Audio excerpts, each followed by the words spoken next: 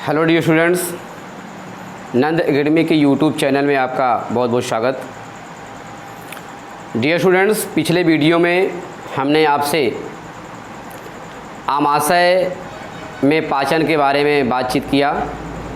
आमाशय में किस तरह से पाचन होता है, कौन कौन से एंजाइम पाचन में पार्टिसिपेट करते हैं और उनका कितना पीएच मान होता है, इन सारी चीज़ों पर हमने बातचीत की।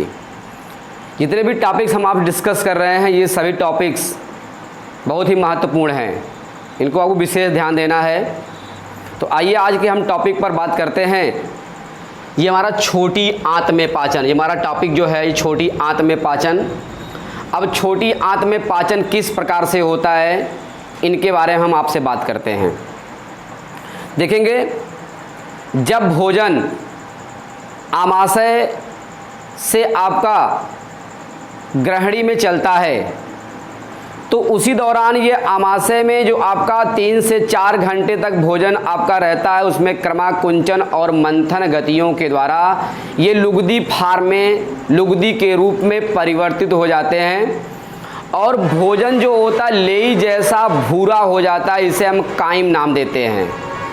अब ये काइम जो होता है, जैसे ही छोटी आंत के प्रथम भाग मतलब ग्रहणी में प्रवेश करता है, तो ग्रहणी में जैसे ही आता है, ये भोजन ग्रहणी में आए हुए भोजन में उपस्थित जो आपके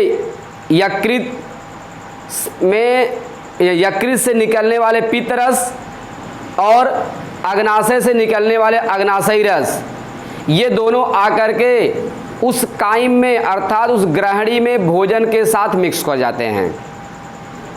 अब यहाँ हम बात करते हैं कि आमाशय में आपने कार्बोहाइड्रेट, प्रोटीन और वसा का पाचन देखा, लेकिन जो हमारा छोटी आंत होता है, छोटी आंत अवशोषण करने के साथ साथ यहाँ पर भी कुछ पदार्थों का ये पाचन करती है। तो हमने बताया कि जब वो ग्रहणी में भोजन पहुंच जाता है, अर्थात छोटी आंत के प्रथम भाग में पहुंच जाता है, तो यकृत से पित्त रस और क्या होता है आपका अग्नाशयी से अग्नाशयी रस निकलता है। क्लियर? तो यहाँ पर थोड़ा मेंशन करते हैं इसमें, जब भोजन आमाशय से होता हुआ या आमाशय से छोटी आंत में पहुंचता है,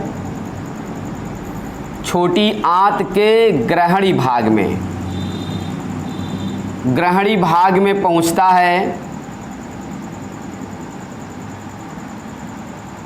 है तो भोजन में पित्त रस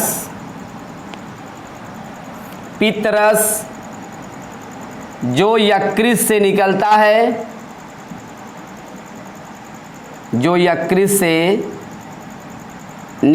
है,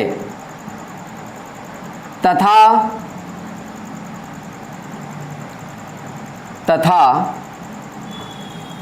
अग्नाशय से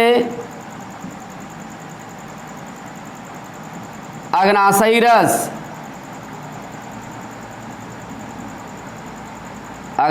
रस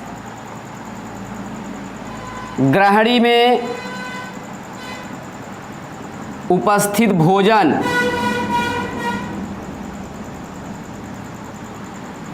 उसे हम काइम नाम दे सकते हैं, में मिल जाता है। क्लियर?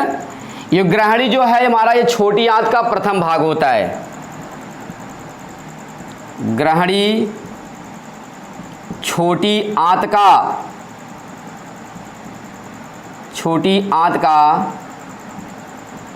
प्रथम भाग होता है। क्लियर?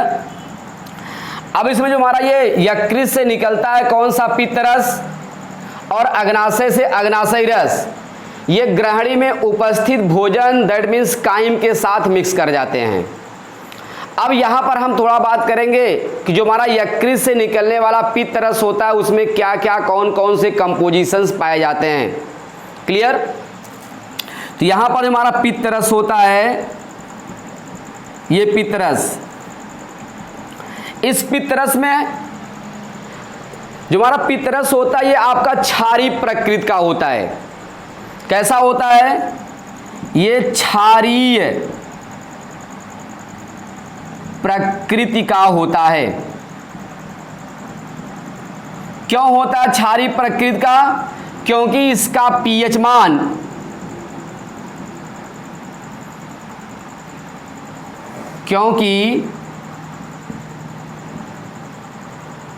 इसका पीएच मान 7.7 होता है। क्लियर? इसलिए क्षारीय नेचर का होता है। और इसमें जल जो होते हैं, जल ये आपका 92% पाए जाते हैं। जैसा हमने यहाँ पर आपको मेंशन किया हुआ है कि जल की मात्रा होती पित्त रस में 92% होते हैं। और पित्त लवण ये 6% पाए जाते हैं। अब पित्त लवण में क्या आएगा आपका? Sodium glycolate, sodium taurocholate, sodium bicarbonate. यहां पर देखिए इसमें पित्त लवण में सोडियम बाइकार्बोनेट,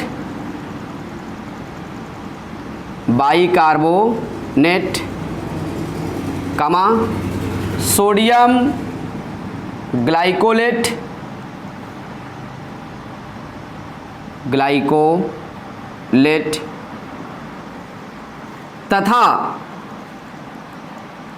तथा सोडियम टार्कोलेट।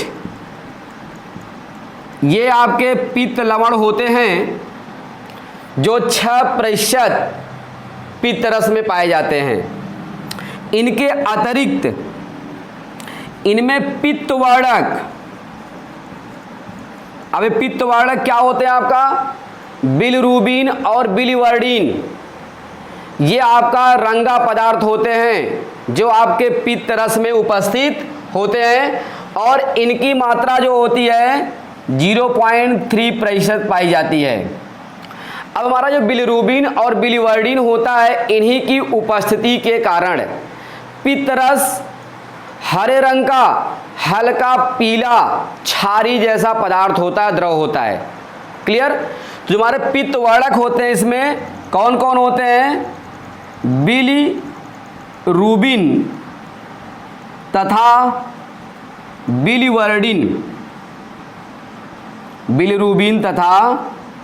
बिलिवर्डिन। ये हमारे दो पित्तवर्धक पाए जाते हैं जिनकी मात्रा जो होती 0.3% कहाँ मिलता हमारा? इस पित्त रस में। क्लियर? और इनके साथ साथ क्या मिलेगा आपका? 0.3 से 0.9% कोलेस्ट्रॉल मिलते हैं, कोलेस्टेरॉल। क्लियर? ये कोलेस्ट्रॉल क्या है? एक प्रकार का वसी पदार्थ होता है जो हमारे बॉडी में पाया जाता है। हमारे रक्त वाले भाग में या रक्त नलिकाओं में कभी कभी इनकी मात्रा जब बढ़ जाती है तो वहाँ पर डिपॉजिट कर जाते हैं और डिपॉजिट करने के बाद हमारी जो रक्त नलिकाओं की दीवार होती है उसको हार्ड कर देते हैं, उनके डायमीटर को सकरा कर देते हैं। जब ये सकरा हो जाएगा तो ब्लड का प्रेशर उन पर ज़्यादा पड़ता है और कंडीशन क्या होती है कि आपको बीपी की शिकायत हो जाएगी, हार्ट अटैक का खतरा बढ़ जाता है। कोलेस्ट्रॉल, तो कोलेस्ट्रॉल का लेवल हमारी बॉडी में पाया जाता है और पित्त में कितना होगा आपका? 0.3 से लेकर 0.9% पाए जाते हैं। और साथ साथ इसमें आपका 0.3% लेसिथिन होता है। लेसिथिन ये भी एक प्रकार के वसी पदार्थों के डेरिवेटिव होते हैं, ठीक ना। और साथ साथ आपका 1% वसा अम्ल इनमें पाए जाते हैं। ये इनके कंपोनेंट हैं। अब इनका काम क्या होता है? जो हमारा पित्त रस होता है ये क्या काम करता है, इमल्सीकृत वसा, अर्थात जो वसा होते हैं उनको भी इमल्सीफाई करता है, इमल्सीकृत करता है, अर्थात उनको छोटे छोटे ड्रॉप के रूप में तोड़ने का काम करता है। साथ साथ भोजन को, आमाशय से आए हुए जो भोजन होते हैं उनको क्षारीय माध्यम में परिवर्तित करता है, उनके नेचर को अम्ल से क्षार में परिवर्तित करने का काम कौन करता है, हमारा पित्तरस। क्लियर है। और ये पित्तरस जो होता है आपका यकृत से निकलता है, यकृत में कहाँ, हिपैटोसाइट कोशिकाओं से। ठीक है, इतनी बातें ये हमारे क्या होते हैं आपका डाइजेशन इन स्मॉल इंटेस्टाइन में, ये सब चीज़ों को हम इसलिए जानते हैं क्योंकि इनका वहाँ पर रोल अधिक है। क्लियर।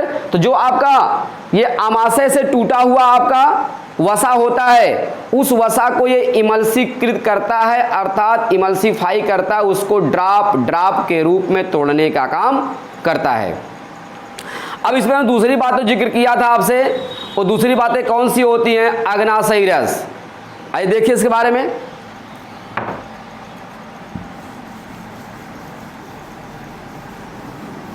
अग्नाशयी रस, ये आपका अग्नाशयी रस जो होता है ये अग्नाशय से निकलता है और अग्नाशयी नलिका के द्वारा ग्रहणी में उपस्थित जो काइम होते हैं, जो भोजन के मॉलिक्यूल्स होते हैं, उनको ये क्या काम करता है, उसमें जितने भी आपके पदार्थ होते हैं या जो आपका शर्करा कह लीजिए या मंड कह सकते हैं आप ना, वसा, प्रोटीन, इन सबको क्या करते हैं आपका बारी बारी से तोड़ने का काम करता है। तो आइए देखिए इसके बारे में। यहाँ पर दूसरा जो रस निकलता है ये हमारा है अग्न्याशयी रस, अग्नाशयी रस। अब इसमें एक बात हम बताएंगे कि अग्नाशयी रस और पित्तरस निकलते क्यों हैं। इसलिए निकलते हैं क्योंकि इनका काम डाइजेशन में होता है, पाचन क्रिया में ये महत्वपूर्ण रोल प्ले करते हैं। ठीक है, तो आइए इनके बारे में हम चर्चा करते हैं, स्पेशली तौर से अग्नाशयी रस के बारे में। अब देखेंगे हमारा जो अग्नाशयी रस होता है ये भी आपका पाचक रस कहलाता है। ठीक ना, यहाँ पर हम बातें मेंशन करते हैं। अग्नाशयी रस पाचक रस कहलाता है। अब पाचक रस अगर इसका नाम है तो जाहिर सी बात है भोजन को पचाने में हेल्प करता है। दूसरी बातें, ये अग्नाशयी रस, अग्नाशयी रस अग्नाशय से निकलता है तथा अग्नाशयी नलिका द्वारा, अग्नाशयी नलिका द्वारा, अग्नाशयी नलिका द्वारा ग्रहणी में उपस्थित भोजन,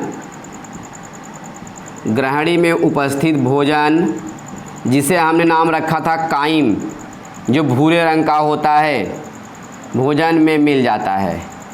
क्लियर।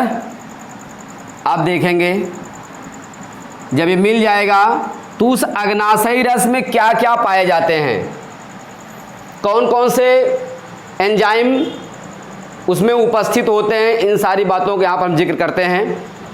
तो अग्नाशयी रस, अग्नाशयी रस में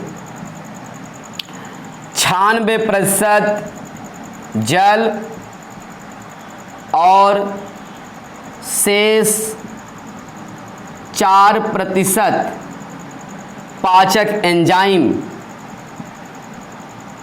पाचक एंजाइम जैसे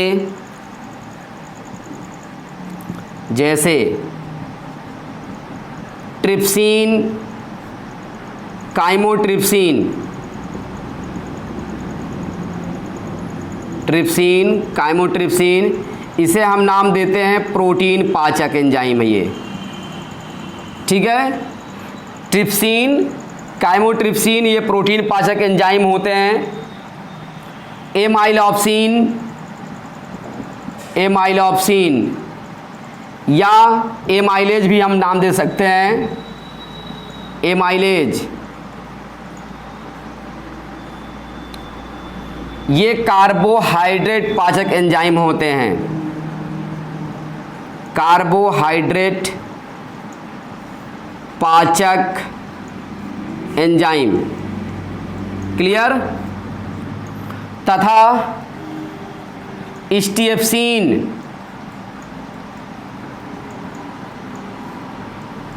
इसे हम लाइपेज नाम भी बोल सकते हैं, लाइपेज,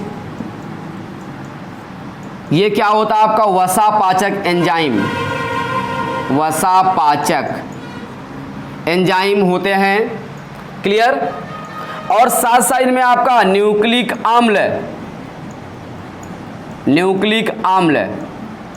मतलब डीएनए और आरएनए, ये भी आपका थोड़ी मात्रा में पाए जाते हैं जो न्यूक्लिक अम्ल का डाइजेशन में हेल्प करते हैं। तो जितने भी आपके ये अग्नाशयी रस में ये ट्रिप्सिन, काइमोट्रिप्सिन,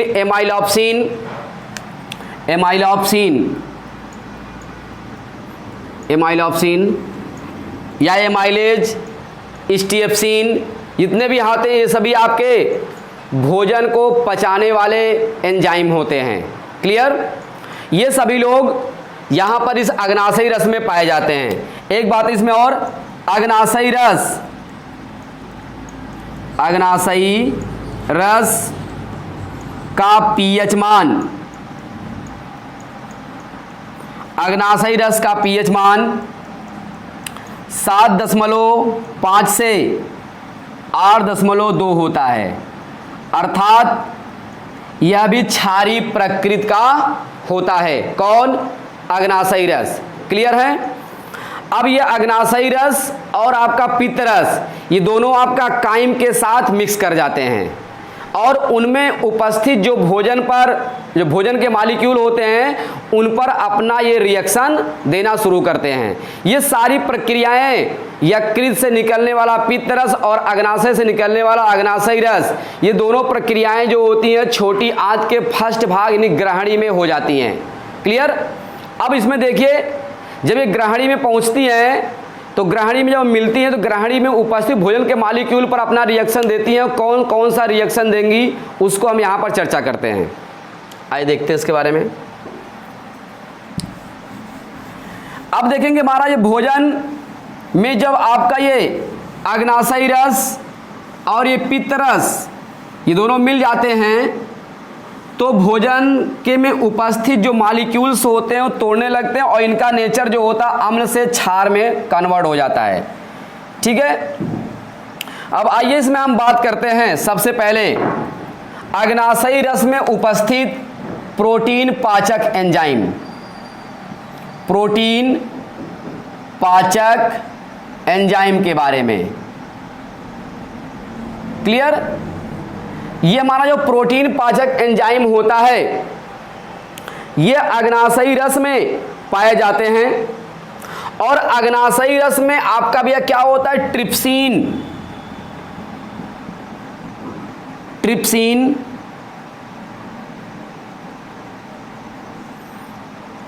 ये हमारा एंजाइम होता है ट्रिप्सिन और साथ साथ दूसरा एंजाइम होता है काइमोट्रिप्सिन।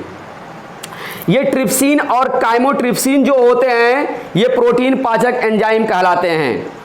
तो ये क्या होता है, हमारा जो ट्रिप्सिन होता है ये आपका निष्क्रिय ट्रिप्सिनोजेन को सक्रिय ट्रिप्सिन में कन्वर्ट करने का काम करता है। जो हमारा ट्रिप्सिनोजेन होता है उसे क्या करेगा, आपका सक्रिय ट्रिप्सिन बदलेगा एंटीरोकाइनेज हार्मोन की उपस्थिति में। तो आइए देखिए यहाँ पर पहली बात तो हमारा जो होता है इसमें देखिए ट्रिप्सिन एंजाइम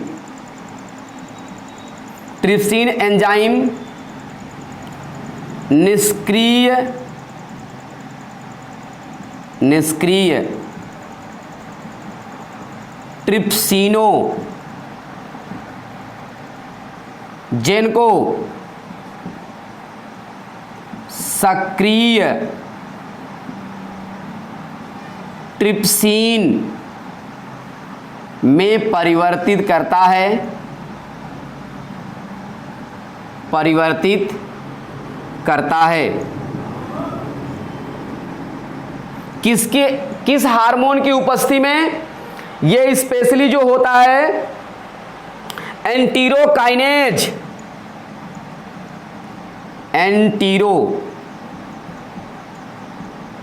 एंटीरोकाइनेज हार्मोन की उपस्थिति में, हार्मोन की उपस्थिति में ये आपका सक्रिय ट्रिप्सिन में परिवर्तित कर देता है। तो पहली बात हमारा ट्रिप्सिन होता है एंजाइम, ये आपका पहले ट्रिप्सिनोजेन के रूप में आपका रहता है, अर्थात जो हमारे प्रोटीन पाचक एंजाइम होते हैं ये पहले ट्रिप्सिनोजेन के रूप में रहते हैं। या यही ट्रिप्सिन क्या होता है, यही जो हमारा ट्रिप्सिन एंजाइम होता है इस ट्रिप्सिनोजेन को क्या करते हैं आपका सक्रिय ट्रिप्सिन में कन्वर्ट करता है, और ये एंटीरोकाइनेज हार्मोन की उपस्थिति में ऐसा प्रोसेस देखने को मिलता है। क्लियर? तो देखिए इसमें स्पेशली तौर से यहां पर हम बात करेंगे ट्रिप्सिनोजेन, ट्रिप्सिनोजेन ये हमारा निष्क्रिय फॉर्म में है, यहां हम लिख सकते हैं निष्क्रिय। अब यही जो आपका ट्रिप्सिनोजेन होता है किस हार्मोन की उपस्थिति में? एंटीरोकाइनेज, और इनका पीएच मान आपको पता है कितना होता है 7.5 से 8.2 तक। क्लियर? अब देखिए इसमें स्पेशली क्या होता है, यही हमारा जो निष्क्रिय भाग है यही आपका सक्रिय ट्रिप्सिन में परिवर्तित हो जाता है। क्लियर? अब ये ट्रिप्सिन जो हमारा होता है ये प्रोटीन पर अपना एक्शन देगा, तो प्रोटीन्स हमारा क्या होता है पेप्टोन्स और पॉलीपेप्टाइड्स में टूट जाता है। क्लियर है? यहां पर देखिए ये हमारे प्रोटीन के पदार्थ होते हैं, क्योंकि प्रोटीन पाचक एंजाइम होता है ये प्रोटीन जो मॉलिक्यूल्स होते हैं ट्रिप्सिन एंजाइम की उपस्थिति में। क्लियर? आप देखेंगे होता क्या ये आपका पेप्टोन्स तथा पॉलीपेप्टाइड में ये टूट जाता है। ठीक है? जो हमारा पीएच मान होता है ये आपका 7.5 से 8.2 होता है। तो इसमें जाहिर सी बात है हमारा ये प्रोटीन को या प्रोटीन पर अपना रिएक्शन देने वाले ट्रिप्सिन एंजाइम यही क्या होते हैं पेप्टोन्स को पॉलीपेप्टाइड्स में तोड़ते हैं। ये ट्रिप्सिन पहले आपका निष्क्रिय ट्रिप्सिनोजेन के रूप में रहता है, यही बाद में एंटीरोकाइनेज हार्मोन की उपस्थिति में सक्रिय ट्रिप्सिन में परिवर्तित हो जाता है। तो यहाँ पर आपका प्रोटीन को पचाने वाला हमारा एंजाइम जो होता है ये ट्रिप्सिन एंजाइम अपना फंक्शन करता है। क्लियर? अगली बातें इसमें हम बात करते हैं, दूसरी बातें इसमें है वो हमारा कौन सा है काइमोट्रिप्सिन। ये काइमोट्रिप्सिन भी क्या काम करता है कि प्रोटीन को तोड़ता है, किसमें? पेप्टोन्स और पॉलीपेप्टाइड्स में। क्लियर? यहां पर देखिए जो हमारे प्रोटीन के मॉलिक्यूल्स होते हैं, प्रोटीन के मॉलिक्यूल, इन प्रोटीन को तोड़ने का काम कौन करता है? हमारा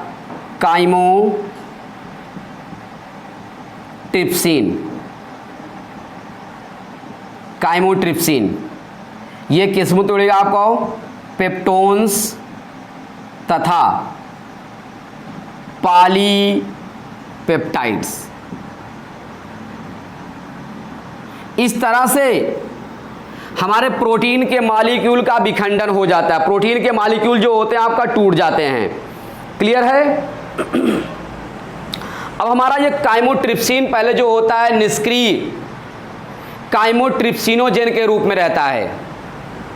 जो हमारा ये काइमोट्रिप्सिन होता है ये सक्रिय फॉर्म में नहीं रहता है, पहले किस में रहेगा आपका काइमोट्रिप्सिनोजेन के रूप में, काइमोट्रिप्सिनोजेन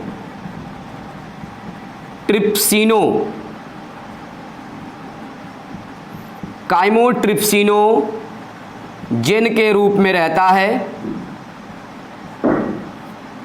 रूप में पाया जाता है,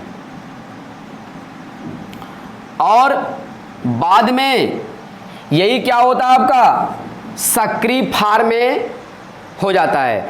जब सक्रिय फॉर्म में होगा तो ये क्या होते हैं, इस प्रोटीन को पेप्टोन्स और पॉलीपेप्टाइड्स में तोड़ने का काम करते हैं।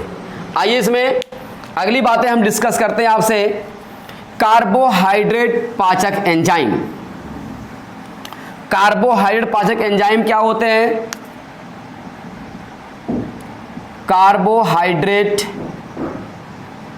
पाचक एंजाइम देखेंगे जो हमारे पैंक्रियास जूस या पैंक्रियाटिक जो जूस होता है, उस पैंक्रियाटिक जूस में हमारे एमाइलोप्सिन एंजाइम पाए जाते हैं, उन्हें हम एमाइलेज के नाम से भी जानते हैं। ये एमाइलोप्सिन एंजाइम जो होता है, भोजन के साथ जो बचे आपके मंड होते हैं, उन्हें ये शर्करा में परिवर्तित करने का काम करता है। क्लियर? तो यहां पर हम ये बताएंगे एमाइलोप्सिन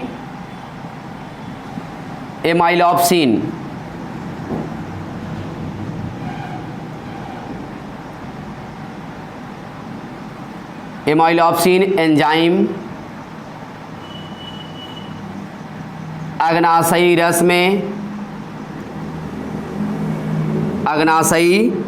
में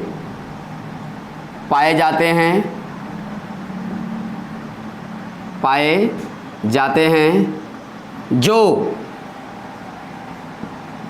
भोजन में उपस्थित मंड को शर्करा में तोड़ देते हैं या तोड़ने का काम करते हैं, तोड़ देते हैं।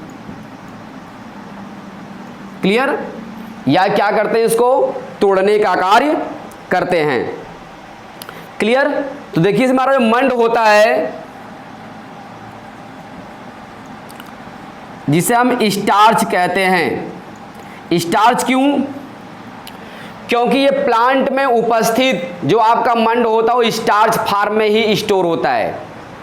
अब यही जो हमारा मंड होता है, इस मंड को ये हमारे जो अग्नाशयी रस में आपका उपस्थित एमाइलोप्सिन या एमाइलेज एंजाइम होता है, यही क्या काम करता है, यही मंड को डाइसैकराइड में अर्थात माल्टोज में तोड़ने का काम करता है।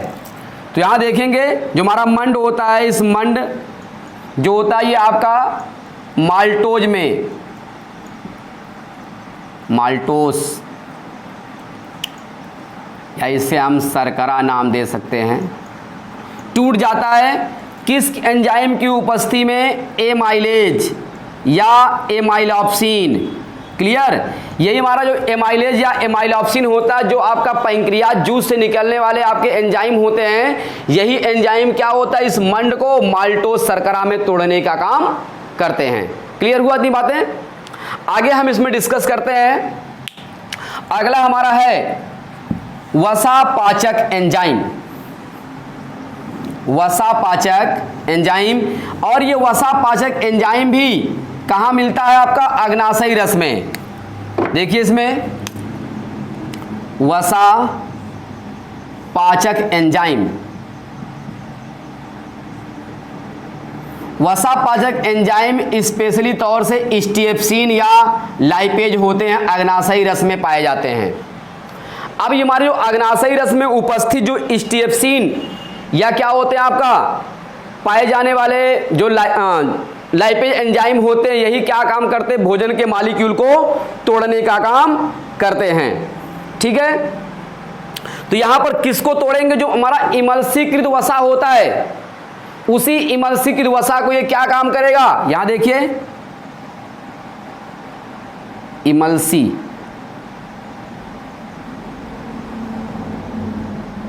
इमल्सीकृत वसा, इस इमल्सीकृत वसा को कौन सा एंजाइम? स्टीएप्सिन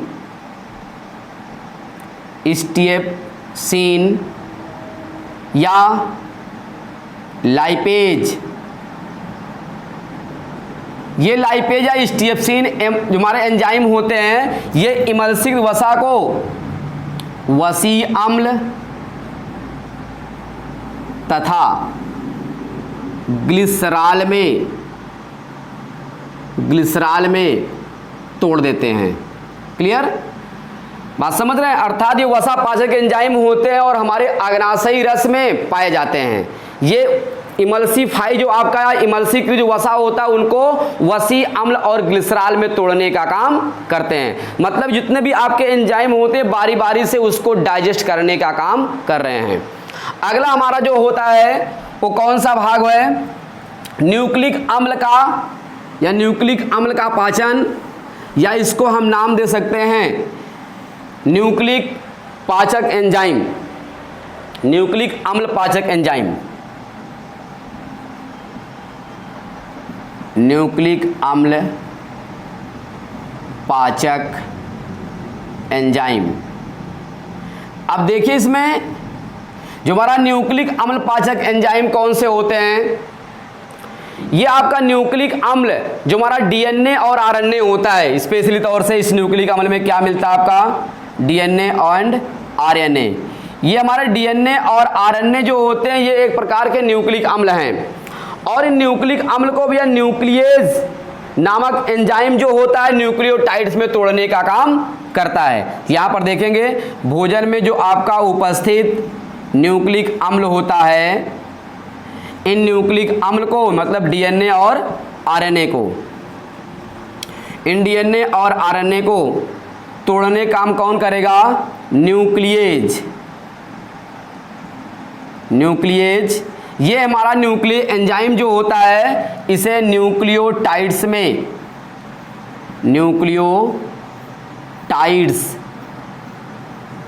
में तोड़ देता है। यहाँ पर भी इनका पीएच मान 8.2 होता है, अर्थात न्यूक्लियोटाइड्स में क्या होगा? ये टूट जाता है। इस प्रकार से भोजन में हमारा प्रोटीन, वसा, न्यूक्लिक अम्ल और कार्बोहाइड्रेट इनका पाचन होता है। और आपका अग्नाशयी रस में उपस्थित जितने भी प्रोटीन पाचक एंजाइम, काइमोट्रिप्सिन, ट्रिप्सिन, कार्बोहाइड्रेट पाचक एंजाइम, एमाइलेज या एमाइलोप्सिन, वसा पाचक एंजाइम, स्टीएप्सिन या लाइपेज और न्यूक्लिक पाचक एंजाइम न्यूक्लियेज, ये सभी लोग भोजन को उनके छोटे छोटे अणुओं में तोड़ने का काम करते हैं। अब इसके बाद क्या होता है? भोजन जो होता है ये आपका छोटी आंत में ब्रेक डाउन कर जाता है। बात समझ रहे हैं? तो यहां पर ये सारा प्रोसेस हम लोगों ने छोटी आंत में पाचन को देखा कि पितरस भी अपना क्या काम करता है? वसा को इमल्सिफाई करता है। अग्नाशयी रस भी क्या होता है? उसमें उपस्थित जितने भी आपके एंजाइम होते हैं वो सभी एंजाइम भोजन पर अपना रिएक्शन देते हैं। इन सारी बातों को हमने डिस्कस किया। तो डियर स्टूडेंट्स, वीडियो पसंद आया है तो सब्सक्राइब और लाइक साथ साथ शेयर जरूर कीजिएगा। और हम नेक्स्ट टॉपिक्स में मिलेंगे आपसे, तो महत्वपूर्ण टॉपिक लेके आएंगे। क्लियर? तो आज के लिए ही इतना। Thank you.